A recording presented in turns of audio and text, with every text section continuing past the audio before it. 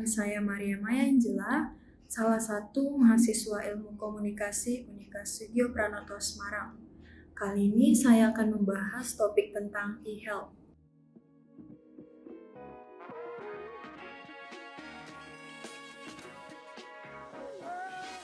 Secara pribadi, pastinya kita pernah sakit, baik itu penyakit ringan seperti demam, flu, batuk, pusing, maupun penyakit berat lainnya seperti MAH, diare, DBD, kanker, jantung, dan masih banyak lagi. Saat kita seperti itu, pastinya kita harus segera berobat ke puskesmas ataupun rumah sakit terdekat. Namun, masih banyak warga yang menganggap enteng penyakit-penyakit seperti ini. Contohnya saat pusing, banyak dari kita yang hanya mengobatinya sendiri di rumah dengan memberikan sedikit minyak, lalu membawanya tidur, ataupun penyakit-penyakit ringan lainnya.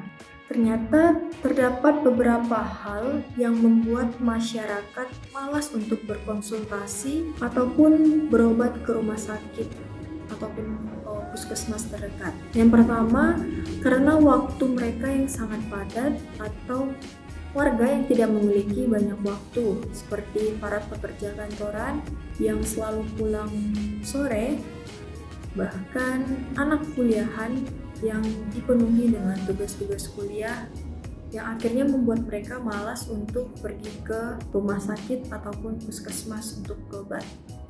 Yang kedua, biaya yang sangat mahal untuk berkonsultasi dengan dokter. Biasanya untuk konsultasi dengan dokter paling kecil dibiayai dengan 50 hingga 100 ribu rupiah.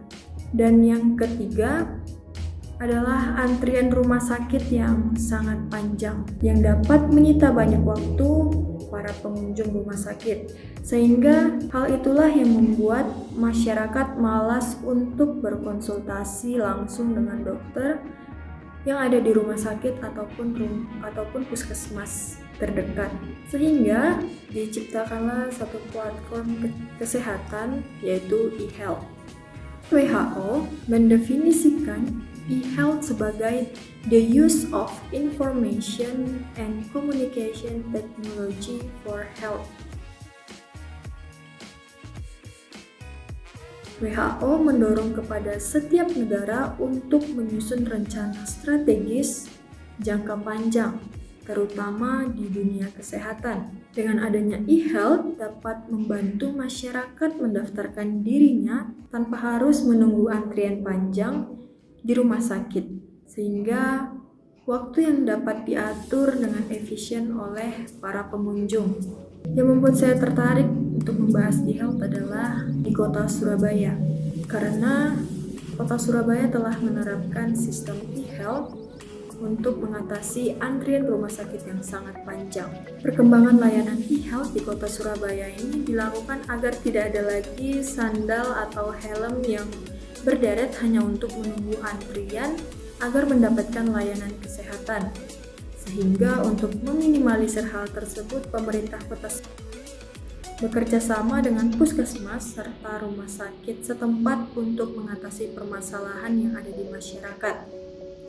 Rumah sakit yang sudah melaksanakan sistem online ini adalah Rumah Sakit Umum Daerah Bakti Dharma Husada dan Rumah Sakit Umum Daerah Dr. Muhammad Suwandi. Aplikasi e-health tersebut dapat didownload melalui aplikasi Google Play Store dengan nama e-health Surabaya, atau bisa juga melakukan pendaftaran di website tanpa harus mengunduh aplikasi e-health, yaitu dengan mengetik e-health.surabaya.go.id. Menariknya, tidak hanya masyarakat Surabaya saja yang dapat menikmati layanan kesehatan ini, tapi masyarakat luar kota pun dapat mengaksesnya. Selain itu, terdapat 3 bahasa yang dapat dipilih oleh para pengunjung atau para pengunjung online, yaitu bahasa Indonesia, bahasa Jawa, dan bahasa Madura. Kemudian pengunjung disuruh memilih layanan kesehatan, mau memilih rumah sakit ataupun puskesmas. Setelah memilih rumah sakit atau puskesmas yang ingin dituju, Pengunjung akan disuruh memilih apakah pengunjung merupakan penduduk asli Surabaya atau non-Surabaya.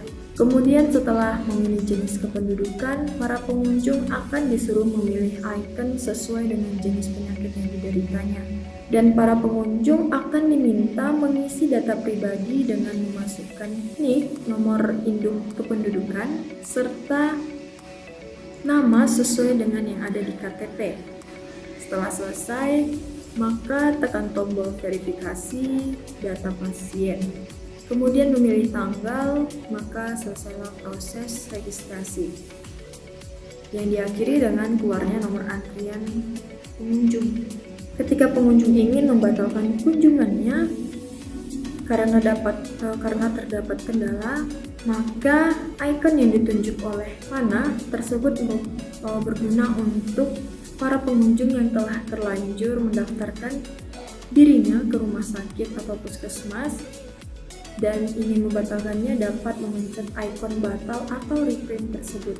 Antusias masyarakat Surabaya dalam memanfaatkan sistem pendaftaran online ini sangat tinggi dan diterima baik oleh seluruh masyarakat Surabaya. Banyak masyarakat yang puas terhadap pelayanan yang diberikan oleh pemerintah Kota Surabaya. Namun masih terdapat beberapa kendala yang dialami oleh masyarakat, seperti rendahnya kemampuan IT masyarakat dalam menggunakan sistem ini, yang dikarenakan para pengunjungnya adalah orang-orang yang telah berusia lanjut. Tentunya diperlukan bimbingan dari orang-orang yang ahli atau berpengalaman agar para pengunjung yang datang mendapatkan layanan kesehatan dengan baik. Tak lupa yang menjadi poin terpenting adanya program e-health ini adalah masyarakat tidak akan berdesak-desakan lagi serta menunggu antrian yang sangat panjang untuk mendapatkan layanan kesehatan ini. Sistem ini sangat membantu masyarakat walaupun masih terdapat beberapa kendala tersebut. Baik teman-teman, sekian informasi yang dapat saya sampaikan tentang e-health yang ada di Kota Surabaya. Semoga bermanfaat dan terima kasih.